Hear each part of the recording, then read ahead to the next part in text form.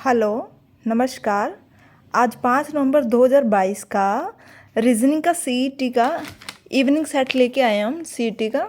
ये देखिए first question, X Y Z A को अगर हम 1 2 3 4 लिख सकते हैं किसी कूट भाषा में कोडिंग में, अगर एक्स वाई जेड ए को 1 2 3 4 लिखते हैं और ई पी जी एच को 7 8 9 1 0 लिखते हैं तो ए एक्स जी ई को क्या लिखेंगे।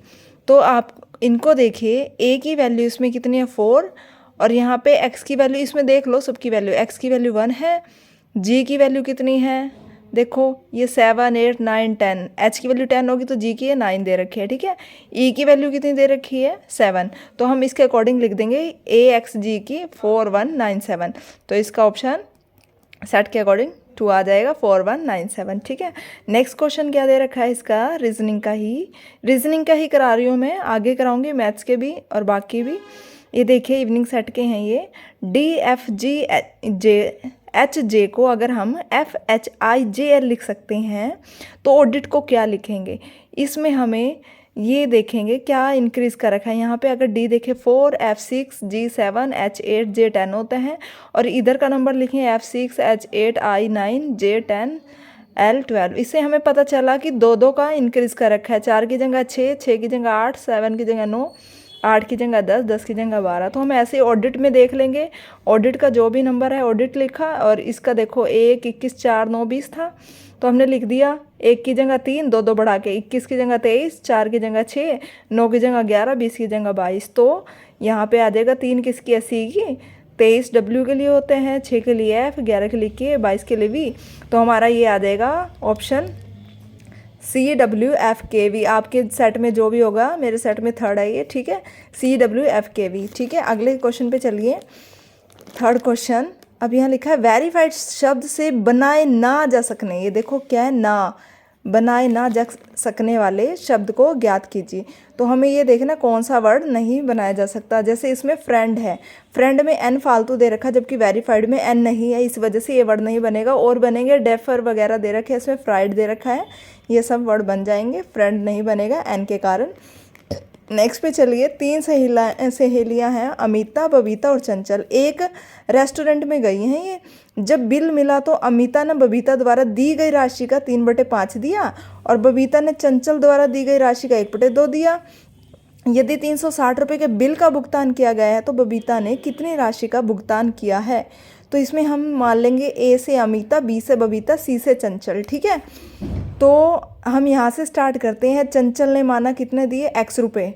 क्यों यहाँ से क्यों माना, क्योंकि यहाँ पे लिखा हुआ था कि अमिता तो बबीता के इतना गुना देती है और बबीता चंचल के द्वारा इतने, इस राशि का इतना अमाउंट देती है। तो हमने मान लिया चंचल को x, और ये कितना देती है बबीता, चंचल की राशि का 1/2, तो 1/2x हो गया।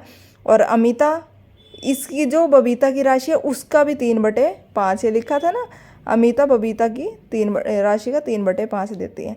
तो हमने इसको सॉल्व किया, 3 गुना 1 3, 5 दूनी 10, 3/10 x आ गया, 1/2x x, ठीक है। तो हम x को कैंसिल भी कर सकते हैं, जो कॉमन टर्म होती है रेशो में, ठीक है, आपकी मर्जी है वो। तो हमारे पास रेशो आ गई 3/10, 1/2 और 1 रेशो। हमें ये पता है टोटल मनी कितनी थी, 360 रुपये। ये मैं बड़ा इसलिए बता रही हूँ ताकि हर एक स्टूडेंट को समझ में आए। 3/10 x, नहीं तो आप सीधा आंसर भी देख सकते हो क्या है, 3/10 x plus 1/2 x plus x। ये क्या है, मैंने इनको रेशो को जोड़ दिया और टोटल, मतलब इसने कितना पे किया, इसने कितना पे किया, इसने कितना, ये रेशो में है और टोटल इसका मनी है 360 रुपये। तो मैंने रेशो को x लगा के जोड़ लिया, 360 हो गया। एलसीएम लेंगे तो 10 आएगा, ठीक है, 10 लेके यहाँ 3x, 2 को यहाँ 10 से भाग करेंगे 5x, और यहाँ पे 10 को इससे गुना करेंगे 10x आ जाए। एलसीएम आता ही होगा सबको लेना, तो 18x बन जाएगा, 10 5 15 और 3 18x, और डिवाइड में 10 है ही है, इक्वल का निशान 360, ठीक है। तो ये 10 ऊपर जाएगा, 18 नीचे आ जाएगा, तब जाके x की वैल्यू फाइंड होएगी, सबको आता होगा। 18 दूनी 36, ये काट के आ जाएगा 200, x की वैल्यू 200 आएगी। जब x की वैल्यू 200 आ जाएगी, आपको पता ही है ए का अमाउंट इतना है, बी का इतना, सी का ये, एक्स भी लगाओ ना साथ में। तो हमने यहाँ पे लिख लिया, देखो ए बी सी इतना इतना था, 3/10 200, 1/10 गुना 200 और ये 200। सी अगर चंचल ने तो 200 रुपये देगी, बबीता देगी तो 100 रुपये देगी, काट के आएगा। और अगर अमिता का आएगा तो 60 रुपये। तो इन्होंने किसका पूछा, बबीता का, तो बबीता कितने रुपये देगी, 100 रुपये देगी। 100 आ जाएगा, 100 रुपीज़। ओके, अपना मिला लीजिए सारे। वैल्यू ऑफ अल्फ़ा, ये अल्फ़ा लिखा हुआ इन दिस पैटर्न, एक पैटर्न दे रखा है ये, X alpha L equal to P alpha H equal to L alpha F 2। तो यहाँ पे पूछ रहा है अल्फ़ा की जगह कौन सा निशान आएगा, ठीक है। तो आपको पता है एक्स की वैल्यू कितनी होती है, देखो मैंने लिखा 24, एल की वैल्यू 12 होती है। ये 2 कब आएगा इक्वल में, जब आप 24 को 12 से भाग करोगे ना तभी आएगा, इसका मतलब यहाँ पे डिवाइड का निशान है। ऐसे ही पी की वैल्यू 16 होती है, आपको पता होगा रीजनिंग में पी की वैल्यू 16 है, एच का नंबर कितना है 8, 16 को 8 से भाग करेंगे तभी 2 आएगा। ऐसे ही एल की वैल्यू 12 होती है, एफ की 6 होती है, तो 12 डिवाइड 6 तो 2। तो इसका मतलब अल्फ़ा की वैल्यू डिवाइड आएगा, ठीक है। कंफर्म हो गया सबको, तो क्या आएगा यहाँ पे डिवाइड, ये देख लीजिए डिवाइड डिवाइड। अगले पे चलते हैं हम क्वेश्चन पे। ये निष्कर्ष निकालना है कुछ, यहाँ कथन दे रखा है और निष्कर्ष दे रखा है। तो यहाँ पे लिखा हुआ है कुछ सेब अंगूर हैं। हम इसका अगर डायग्राम भी बनाना चाहें तो ऐसा कुछ बनेगा, सेब का कुछ पार्ट अंगूर, सभी अंगूर केले, जितने भी अंगूर हैं वो केले हैं, तो अंगूर जितने भी हैं वो केले हैं, केले यहाँ आ जाएगा, ठीक है। उसके बाद है कुछ आलू बुखारे अंगूर हैं, और कुछ आलू बुखारे अंगूर, अंगूर यहाँ है। ऐसे भी बन सकता है, ये ऐसे भी बन सकता है, ऐसे भी बन सकता है, 2 पैटर्न भी बन सकते हैं इसके। तो हम लिख सकते हैं ये आलू बुखारे, ठीक है। अब देखिए इसके अकॉर्डिंग कुछ केले आलू बुखारे हैं, कह रहे कुछ केले, केले कहाँ है, ये देखो कुछ केले आलू बुखारे हैं भाई, कॉमन पार्ट आ रहा है, ठीक है। कुछ सेब केले हैं, कुछ सेब, ये कुछ सेब है, सेब का कुछ पार्ट केले में भी आ रहा है, ये देखो ये वाला पार्ट आ रहा है, तो ये भी सही है। सभी केले अंगूर है, सभी केले अंगूर नहीं है भाई, ये वाला हिस्सा बचा हुआ है, तो आप ये वाला गलत माना जाएगा, थर्ड, इसलिए 1 और 2 सही है, केवल 1 और 2 निकलते हैं, ठीक है। निष्कर्ष आ जाएगा 1 और 2 सही है, मेरे उसमें सेकंड है इसका। P Q R S T. अगले क्वेश्चन पे चले 7th में। P Q R S T picnic पर गए, पी क्यू का पुत्र है किंतु क्यू पी का पिता नहीं है, ठीक है। यहाँ पे 5 बंदे हैं जो पिकनिक पे जाते हैं। अब यहाँ पे रिलेशन बताना है, पी क्यू का पुत्र है, पी पुत्र, पुत्र के लिए मैंने पॉजिटिव निशान लगाया, किसका है, क्यू का, ठीक है। अभी यहाँ पे क्यू माइनस लगाया, वो बाद में पता चलेगा, किंतु क्यू पी का पिता नहीं है। ये इन्हें बता दिया, क्यू जो पिता नहीं है पी का, फिर क्या है, फिर माता होगी, है ना, जब पुत्र है वो, तो ये मैंने माइनस का निशान लगाया माता के लिए। उसके बाद आर एस का पुत्र है, आर जो है एस का पुत्र है, ठीक है। आर के ऊपर मैंने पॉजिटिव लगा दी, यहाँ एस लगाया। जो पी का भाई है, जो किसके लिए, एस के लिए, जो पी का क्या है, भाई, ये भाई का रिलेशन है, ठीक है। तो टी एस की पत्नी है, यहाँ पे क्या लिखा है, टी एस की पत्नी है, तो टी एस की पत्नी है, टी के लिए माइनस लगा दिया, और यहाँ पे मैंने ये डबल रिलेशन वाइफ हस्बैंड के लिए लगा दिया, ठीक है। पी का आर से क्या संबंध है, पी का आर से क्या संबंध है, अब ये पता है ये दोनों भाई हैं, ये इसके फादर है, फादर का भाई, ये चाचा होंगे या ताऊ होंगे, तो यहाँ पे ऑप्शन में क्या है, चाचा, तो चाचा आ जाएगा, ठीक है। तो उसके बाद अगले क्वेश्चन पे चलते हैं। A B C D E F एक वृत्ताकार आकृति में केंद्र की ओर मुंह करके बैठे हैं, डी बी के निकटतम दाई ओर बैठा है और बी एफ का निकटस्थ पड़ोसी नहीं है, सी ए और डी के बीच बैठा है, एफ के पड़ोसी कौन है।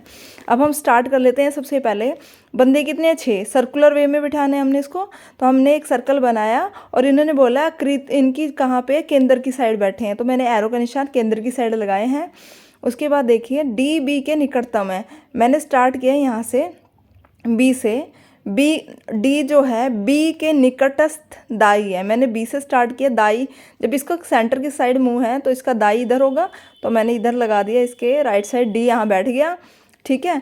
और बी एफ का निकटस्थ पड़ोसी नहीं है, जो बी है वो एफ के पास नहीं है, मतलब जो है बी एफ का निकटस्थ पड़ोसी नहीं है, मतलब एफ बी के यहाँ पे नहीं बैठ सकता, इसलिए मैंने एफ का यहाँ क्रॉस लगा रखा है, एफ यहाँ नहीं बैठ सकता, यहाँ बैठ सकता है, यहाँ, ठीक है, यहाँ डी बैठ ही गया था।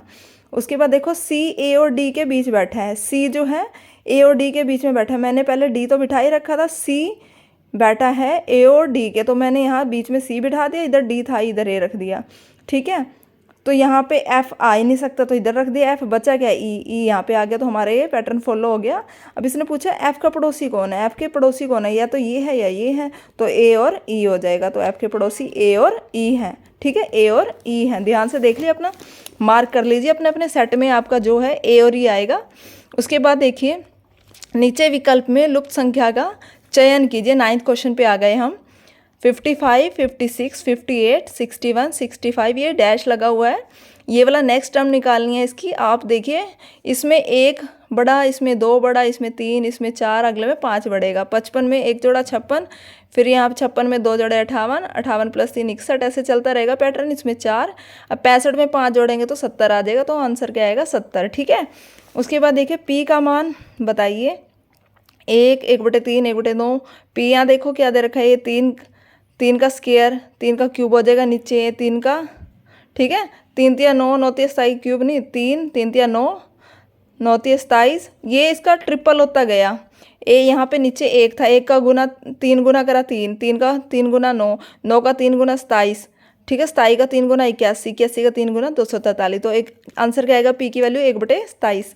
उसके बाद देखिए आपके द्वारा कार्यस्थल पर किए गए परिश्रम का श्रेय आपके एक सहयोगी, जो आपका अच्छा मित्र भी है, उसने ले लिया। आप क्या करोगे, बताओ आप क्या करोगे। आप कहीं गवर्नमेंट ऑफिस में, प्राइवेट ऑफिस में जॉब करते हो, ठीक है, तो भगवान करे आप गवर्नमेंट ऑफिस में ही काम करो। अब तो श्रेय आपके एक सहयोगी द्वारा, आपका जो श्रेय था, जो भी आपने मेहनत की, आपके एक अच्छे फ्रेंड ने उसका श्रेय ले लिया, तो आप क्या करोगे, तो आप क्या करोगे, परिश्रम करना जारी रखेंगे, क्योंकि परिश्रम का परिणाम सदैव अच्छा ही होता है, ठीक है। उसमें दे रखा है कि आप जॉब ही छोड़ दोगे, ये नेगेटिव वर्ड्स दे रखे हैं, या अपनी प्रशंसा करोगे, तो आंसर ये आएगा, ठीक है।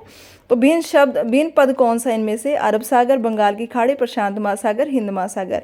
इसमें से ये डिफरेंट कौन सा होगा, प्रशांत महासागर। क्यों, क्योंकि ये तीनों की तीनों इंडिया को घेरे हुए हैं, अरब सागर, बंगाल की खाड़ी, हिंद महासागर, ठीक है, ये इंडिया के अंदर, ये देश के उसके अंदर हो जाएगा, फिर वर्ल्ड के अंदर, ठीक है, प्रशांत महासागर।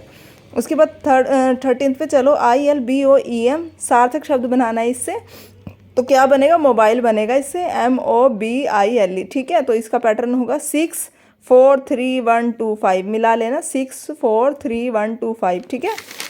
उसके बाद अगले क्वेश्चन पे चलो, 14वें पे क्या दे रखा है, 14th क्वेश्चन, 11:120, ठीक है, ये डबल अनुपात, फिर 25 अनुपात, सही विकल्प निकालना है इसका, ठीक है।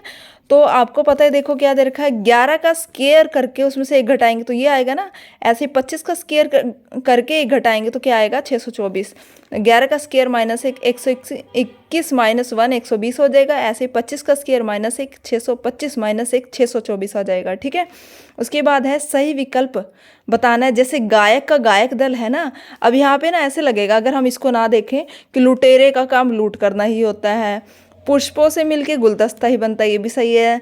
संगीतज्ञ का काम गाना गाना होता है, कलाकार का काम चित्र बनाना है, सब सही है। ये थोड़ा सा काम से रिलेटेड है, ये उससे रिलेटेड, लेकिन यहाँ पे देख के पता चलता है गायक से मिलकर गायक दल बनता है, ऐसे ही फूलों से मिलकर गुलदस्ता बनता है, तो हमारा ऑप्शन 2 ठीक है, ठीक है।